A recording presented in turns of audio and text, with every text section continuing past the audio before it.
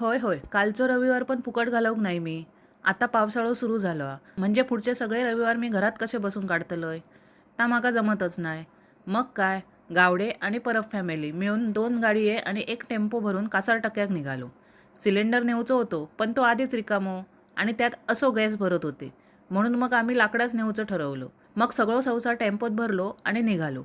वाटेत भूक लागली म्हणून चौक्यातलो फेमस वडापाव आणि भजी घेतली. पिकनिकची खरी सुरुवात पोटापासूनच होईना आणि पाऊस असलो की वडापाव तर होयोच. मग गाडीतच वडापाव खात आम्ही निघालो पुढच्या प्रवासात. मी खयही गेलंय की माझे 1-2 फॉलोअर्स भेटतच. खरा तर ते गोवाचे मित्र, पण गोवाक सोडून आधी माकाच भेटले. गोवापेक्षा माझीच क्रेज जास्त असा ना. मग त्यांच्याशी गप्पा मारून कासार टक्क्याच्या देवळात पोहोचलो. रविवार असल्यामुळे खूप गर्दी होती. ह्या देवाची आख्यायिका अशी की पूर्वी एक कासार या जंगलातून जात असताना लुटारूंनी त्या कासाराचं सामान लुटून त्याची हत्या केली. त्यानंतर त्या कासाराचा आत्मा येणाऱ्या जाणाऱ्या लोकांचा रक्षण करूक लागलो, म्हणून त्या देवस्थानाक राखणदार महापुरुष असे म्हणतात. कालांतरान हय लोकांनी नवस फेडूक कोंबो देऊक सुरुवात केली. मग आम्हीही भेटीचो कोंबो दिलो आणि एक गाराणा पण घातलंय. देवा, तुझ्याकडे येणारे सगळे लोक माझे फॉलोअर्स होऊ देत. तिथून पुढे माळरानावर गेलो तर समोरच सुंदर गणपतीचा मंदिर होता. देवाचे पाया पडलंय आणि टेम्पो लावून ताडपत्री बांधूक घेतली. वारो इतको की ताडपत्री धरताना वाटत होता आता आपण इकडूनच उडून जातो की काय. मग कसा तरी बांधून झाला. भात घरातूनच करून आणलेलो, फक्त चिकन करूचा होता.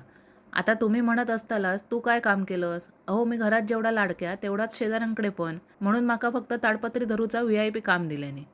चिकन तयार होईपर्यंत मी निसर्गाचा आनंद घेत होतोय. त्यात एक ग्रुप मस्त कराओकेची गाणी म्हणत होते, ते ऐकत बसलोय. ती तुमकाही ऐकवतोय पण पुढच्या व्हिडिओ.